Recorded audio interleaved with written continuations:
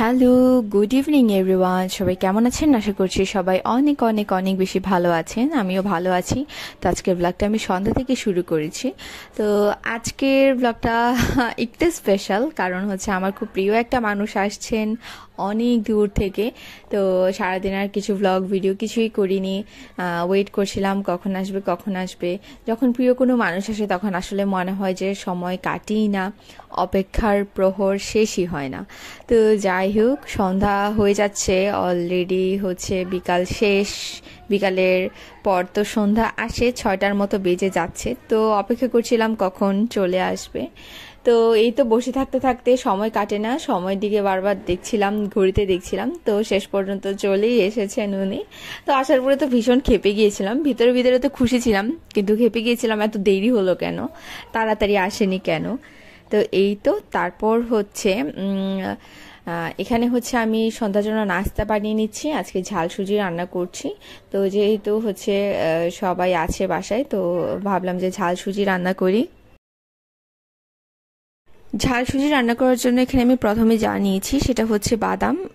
তেলের মধ্যে হচ্ছে আমি প্রথমে কয়েকটা বাদাম ভেজে নিচ্ছি।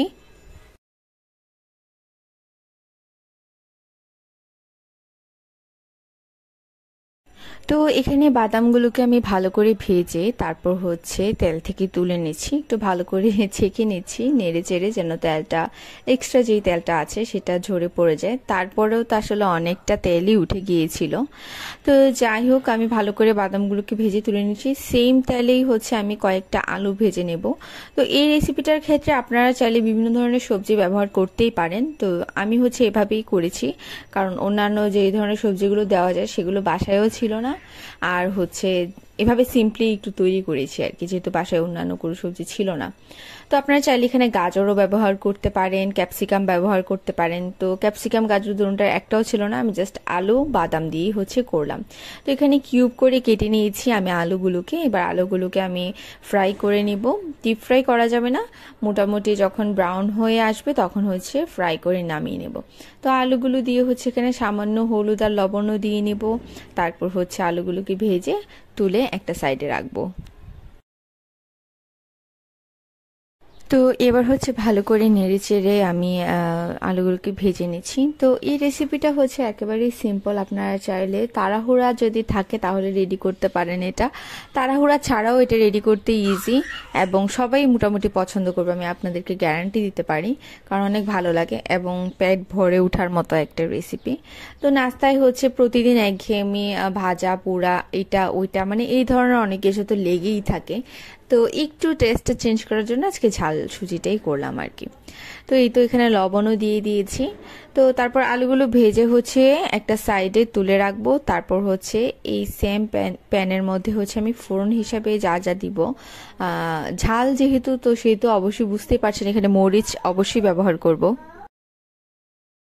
তো অবশ্যই আপনারা আপনাদের প্রয়োজন মতো স্বাদ অনুযায়ী বা আপনারা যেমন ঝাল খেতে পছন্দ করেন সেটা আন্দাজ করে হচ্ছে মরিচটা দিবেন।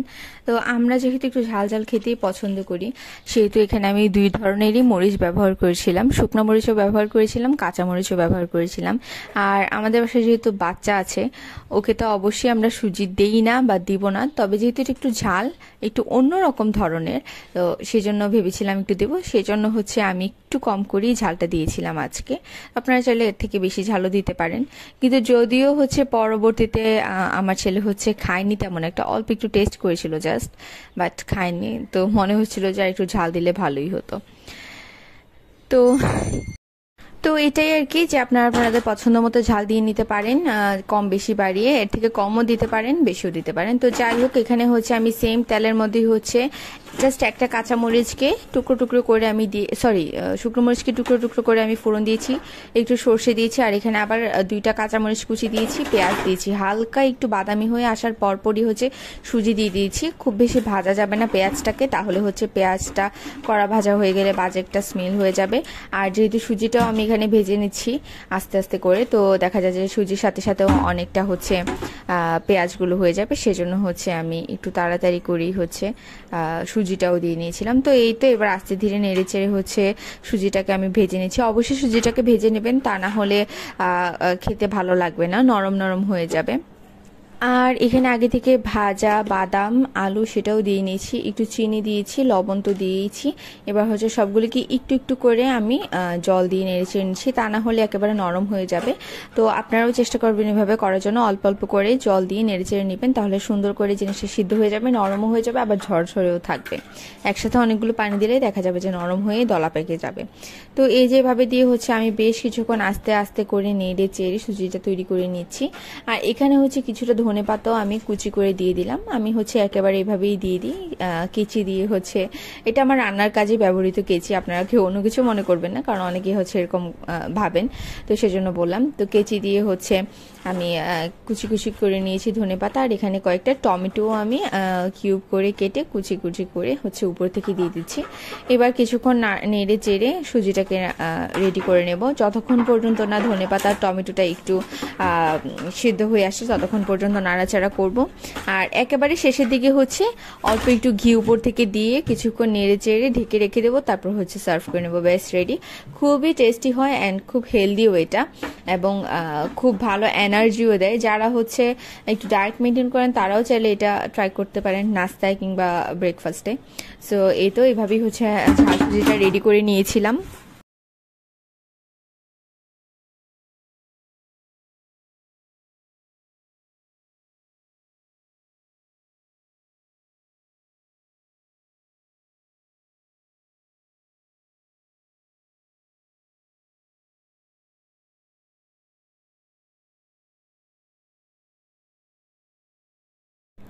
তো এই তো এবার হচ্ছে ঝাল সুজিটাকে সার্ভও করে নিচ্ছি আমি।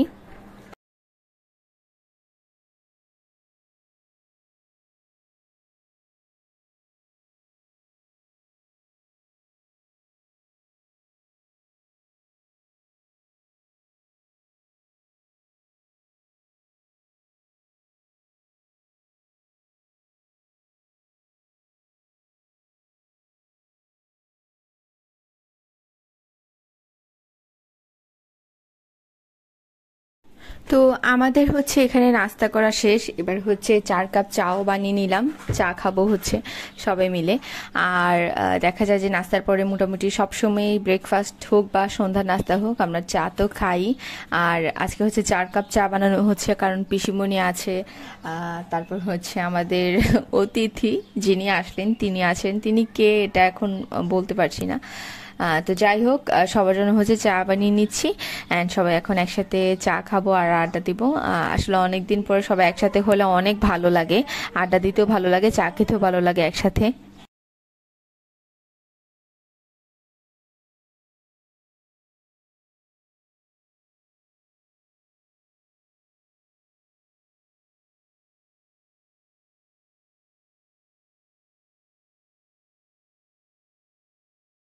তো এই তো বসে বসে চা খাচ্ছি আর সবাই মিলে আড্ডা দিচ্ছি। আর আমার হচ্ছে আজকে স্নান করতে অনেক লেট হয়ে গিয়েছিল। লাস্ট কিছুদিন যাবত হচ্ছে যত বেশি ঘুমাচ্ছি না কেন আমার হচ্ছে মাথা ব্যথাটা যাচ্ছে না আর কি, মাথা ব্যথাটা হয়েই যাচ্ছে। মানে যতই ঘুমাই না কেন আমার খুব টায়ার্ড ফিল হয়, মানে কি বলবো, আর সবসময় টায়ার্ড ফিল হতেই থাকে আমার। তো সেই জন্য হচ্ছে আজকে আমার একেবারে আলসেমি করেছি, আমি সকাল থেকে ব্লগও স্টার্ট করে, আপনারা যেমনটা দেখিয়েছেন যে আমি সকাল থেকে কোনো ভিডিও করিনি বা ব্লগ দিইনি, সন্ধ্যা থেকে শুরু করেছি। তো সন্ধ্যা থেকে হচ্ছে ঘুম থেকে উঠে আমি স্নান করে নিয়েছিলাম প্রথমে, আর তারপর হচ্ছে ওয়েট করছিলাম আমাদের অতিথির জন্য। সেই জন্যই হচ্ছে আমার এখন চুলগুলো ভিজাও দেখা যাচ্ছে। তো এই আর কি, কেন জানি না এত বেশি মাথা ব্যথা হচ্ছে আমার, খুব সম্ভবত চোখের সমস্যা থেকে না, কারণ মাথা ব্যথা হলে দেখা যায় যে চোখের সমস্যা থেকে মাথা ব্যথা হলে সেটা ফিল করা যায় যাদের চোখ থেকে মাথা ব্যথা হয়, কিন্তু আমার আসলে সেরকম কোনো কিছু না, আমি সেটা নিজেই ফিল করতে পারছি। বাকিটা হচ্ছে গড ভালো জানে যে আসলে কেন এমন হচ্ছে। এই তো তারপর হচ্ছে এই যে সবাই মিলে আমরা চা খাচ্ছি আড্ডা দিচ্ছি কি করছি, এই যে দেখেন দেশের তো যা পরিস্থিতি কি আর বলবো, কোথাও হচ্ছে কেউ সেফ নেই। তো সেগুলো নিয়ে হচ্ছে কথাবার্তা বলছিলাম আর কি, যে আসলে কি আর বলবো, বৃদ্ধা হতে শুরু করে শিশু বাচ্চা কেউই আসলে বেঁচে উঠতে পারছে না। এইসব থেকে। তো সবাই হচ্ছে সাবধান থাকবেন, সচেতন থাকবেন এবং অবশ্যই অবশ্যই অবশ্যই সবাই সবার পাশে দাঁড়াবেন। তাহলে এই জিনিসগুলো থেকে আমরা অনেক তাড়াতাড়ি এই জিনিসগুলোকে প্রিভেন্ট করতে পারবো, অনেক এই জিনিসগুলো থেকে অনেক তাড়াতাড়ি ঘুরে দাঁড়াতে পারবো। আর তারপর যদি দেশের পরিস্থিতি দিনকে দিন খারাপ হতেই থাকে তাহলে তো আর কিছু করার নেই, সেটা হচ্ছে বাদ বাকিটা লাগ বললেই চলবে আর কি, আর কিছু বলার নেই। তো সবাই সাবধানে থাকবেন যে যার জায়গা থেকে এবং সচেতন থাকবেন, সবাই সবার পাশে থাকবেন। তাও ট্রিপ দেখেন আমার বোন চানাচুর খাচ্ছে, এটা দেখে সে পাগল হয়ে গিয়েছে চানাচুর খাওয়ার জন্য। মানে এগুলো তো আমরা দেই না, কিন্তু আসলে বাচ্চাদের এগুলোই নেগেটিভ জিনিসগুলো তাড়াতাড়ি বাচ্চাদেরকে অ্যাট্রাক্ট করে বা চায় ওরা। তো বালতি টালতি এনে দেখলেন তো কাপড় কিভাবে নোংরা করে রাখছে আমার ছেলে, এগুলো ধোয়ার জন্য রেখেছিলাম। আর এখানে হচ্ছে একটা সিঁদুরদানি মায়ের অ্যানিভার্সারি উপলক্ষে হচ্ছে সম্পাদি গিফট করে গিয়েছে মাকে, এটা খুবই সুন্দর হয়েছে এই সিঁদুরদানিটা। আর ট্রিপ হচ্ছে এটা কি পরে আছে দেখেন, এটা হচ্ছে একটা ট্রেডিশনাল একটা ধুতির মতো আর কি, বা চাদরের মতো, বা যেটা যে যে যেভাবে ব্যবহার করে। তো এটা হচ্ছে ও দিদিভাই ওর জন্য এনেছে, তো ওকে এটা পরে দিয়েছিলাম। ও তো এটা দেখে একেবারে মানে পাগল পাগল করছে যে এটা কি পরেছে মা, খোলার জন্য পাগল হয়ে গিয়েছিল, কিন্তু আমি ওকে পরিয়ে রেখেছিলাম কারণ সুন্দর লাগছিল। তো এটা পরিয়ে হচ্ছে ওকে একটা ফটো সেশনও করবো ভেবেছি। তো দেখা যাক কবে করা যায়, কারণ ওর তো কোনো ঠিক ঠিকানা নেই, ভাবলেই তো হয় না বা বললেই হয় না, এত দুষ্ট বাচ্চা যে পোজ দিয়ে বসেও না। তো যাই হোক, এই করে হচ্ছে তারপর বিছানায় শুয়েছিলাম। ত্রিভু আমার সাথে এখানে বসে আছে, ও হচ্ছে কার্টুন দেখছে আমার সাথে বসে বসে, মানে ওই দেখছে আমি ওর সাথে বসে আছি আর কি, কারণ যেহেতু আমার ছেলে দেখছে তো আমিও দেখছি। এই কার্টুনটা বেশ ভালো লাগে, আমি আগেও আপনাদেরকে বেশ কয়েকবার বলেছি।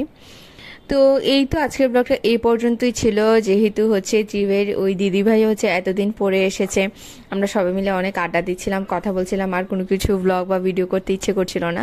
অনেক অনেক অনেক দিনের জমা কথা সব কিছু বলছিলাম, গল্প করছিলাম, হাসাহাসি করছিলাম। তো এভাবেই হচ্ছে রাতটা কেটে যাচ্ছিল। আর ওই অতিথি হচ্ছেন পান খেতে খুব পছন্দ করেন, তো অনেক ধরনের পান আর পানের মশলা এনেছেন। তো ভাবছিলাম যে ঘুমের আগে একটা পান খাবো, পান খেতে খেতে ঘুমাবো। তো এই তো, আর এই তো এভাবেই গেল আমাদের রাতটা। তো আমার ব্লগটা কেমন লেগেছে অবশ্যই সবাই আপনারা কমেন্ট করে জানাবেন। আর আমার ব্লগগুলো যদি ভালো লেগে থাকে তাহলে অবশ্যই অবশ্যই অবশ্যই শেয়ার করবেন, লাইক করবেন, অ্যান্ড সাবস্ক্রাইব করতে ভুলবেন না। যারা হচ্ছে অলরেডি সাবস্ক্রাইব করেছেন তাদেরকে অসংখ্য অসংখ্য অসংখ্য ধন্যবাদ। আর যারা হচ্ছে এখনও আমাকে সাবস্ক্রাইব করেনি তারা অবশ্যই আমাকে সাবস্ক্রাইব করে দেবেন, অ্যান্ড হচ্ছে আমার পাশে থাকবেন, আমাকে সাপোর্ট করবেন, কমেন্ট করবেন। সো সবাই অনেক বেশি ভালো থাকবেন, দেখা হচ্ছে নেক্সট ব্লগে। সবাই টিল দেন ভালো থাকবেন। অ্যান্ড আমি পান খেয়ে নিলাম, তারপর হচ্ছে ঘুমিয়ে পড়বো, আড্ডা দিব, এগুলো তো আর দেখানো হবে না। তো আজকের ব্লগটা এই পর্যন্তই, টাটা বাই। বাই। আমার ছেলে আপনাদেরকে বাইও দিয়ে দিল, সো বাই বলো, বাই বলো, বাই বাই বলো, বাই বলো, বাই বাই।